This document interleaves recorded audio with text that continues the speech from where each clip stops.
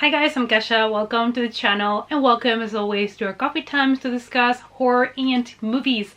Today, the movie that we are going to talk about is not actually horror. It is a full-on thriller, but I really did enjoy the film and I wanted to talk about it and bring you my spoiler-free review.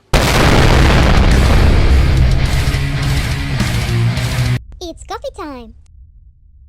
So today we're going to talk about Missing, and this is a movie that I was really excited to watch because it is kind of a sequel of a movie that came out in 2018 called Searching that I thought it was such a surprising hidden gem for me, and I loved it so much that, you know, the bar was high for Missing. So let's talk about it spoiler free. Will Merrick and Nick Johnson, who were editors in Searching, have now directed as a directorial debut the movie Missing, which is an American thriller. Missing is a standalone sequel from Searching that came out in 2018, and even though they have similarities, it is not a direct sequel, so you don't need to see Searching before you see Missing. It's almost like they are part of the same cinematic universe, and there is like a little montage in Missing at the very beginning that shows something about the movie Searching, so it might spoil maybe a little bit the ending of Searching. But what I wanted to say is that you can watch it as a standalone because you don't need all the information of what happened in Searching in order to understand this new movie. The difference is basically in Searching we had a father trying to look for his daughter using technology, and the father was also someone that was not really tech savvy, and now we have a daughter that is looking for her mother that is missing, but she is quite tech savvy because she's a teenager and she is connected to social media and the internet all the time.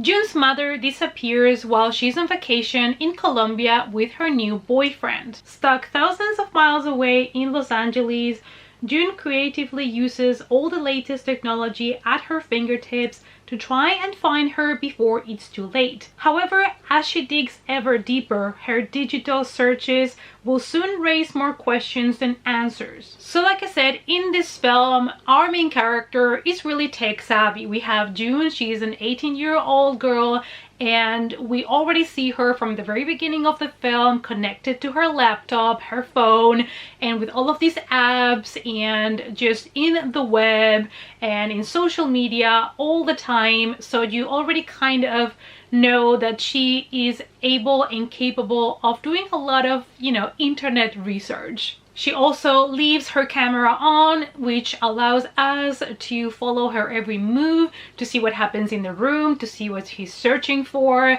what kind of things come up from those searches. And I was really excited to watch this movie because one of my favorite parts of Searching was the use of technology and how the majority of the film was shown through screens and apps and things like that.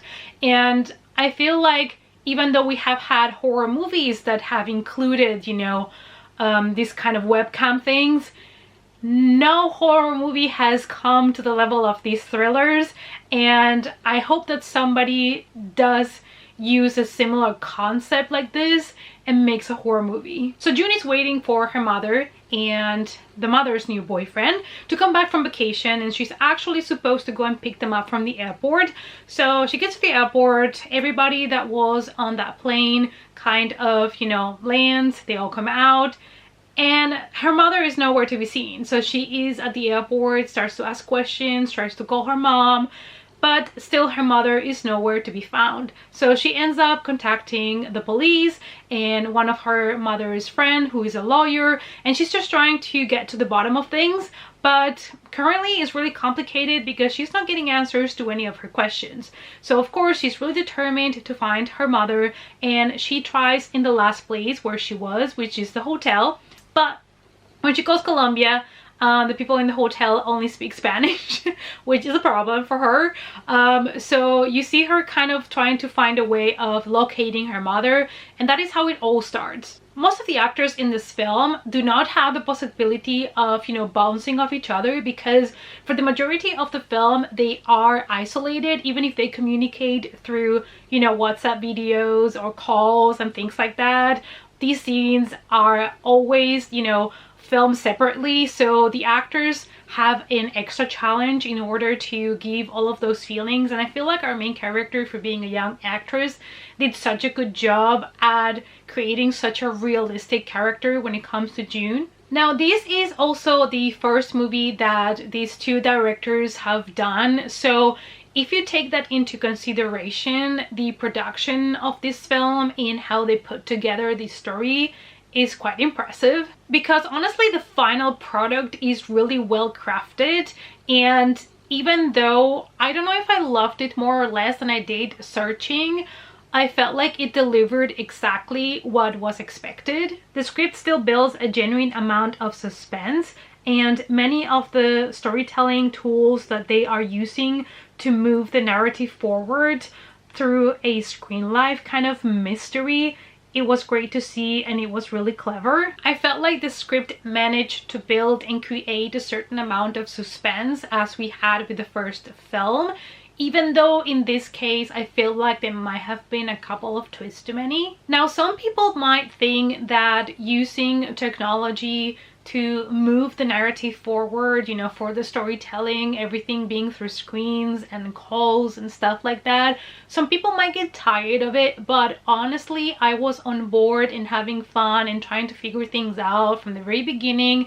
It kept me at the edge of my seat, it kept me guessing, so it did work for me. And also I feel like they were really clever because they used so many different types of, you know, search tools and apps and things. So it was not just one thing like security camera footage.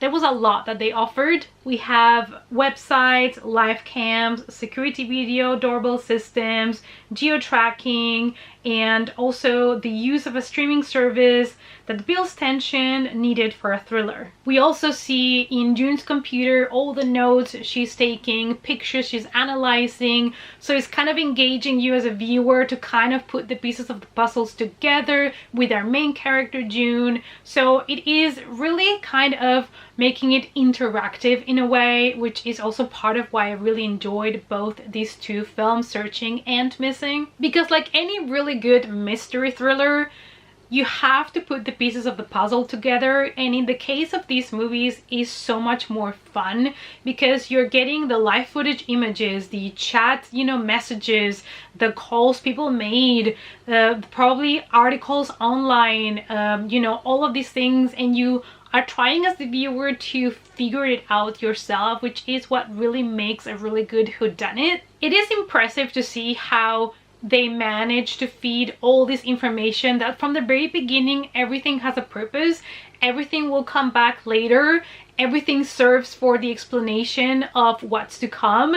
So this movie must be so interesting to put together in the, you know, in the scripting rooms, but also at some point it might become a little bit predictable as well. Now, this being a thriller, there's not too much horror to it, and there are a couple of messed up twists and turns in this story. Like I said, perhaps a couple of twists too many.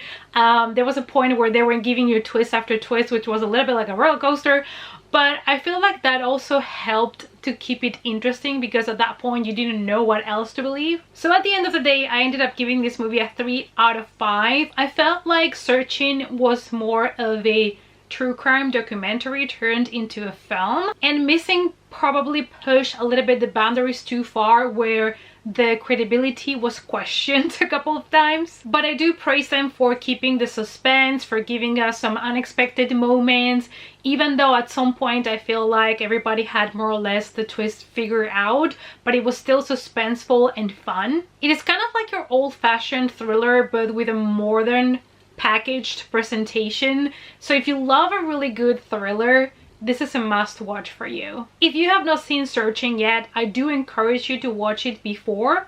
Like I said, You don't need to know the specifics of the first film to understand Missing, but there is a little montage at the beginning of the movie that might spoil for you searching if you have not seen it yet. Alright guys, so this was my spoiler-free review of the movie Missing. Let me know down below if you enjoyed these two movies. If you are planning on going and watch Missing, let's talk about it in the comments down below. And thank you guys as always so much for watching. I hope to see you all in our next coffee time. Bye!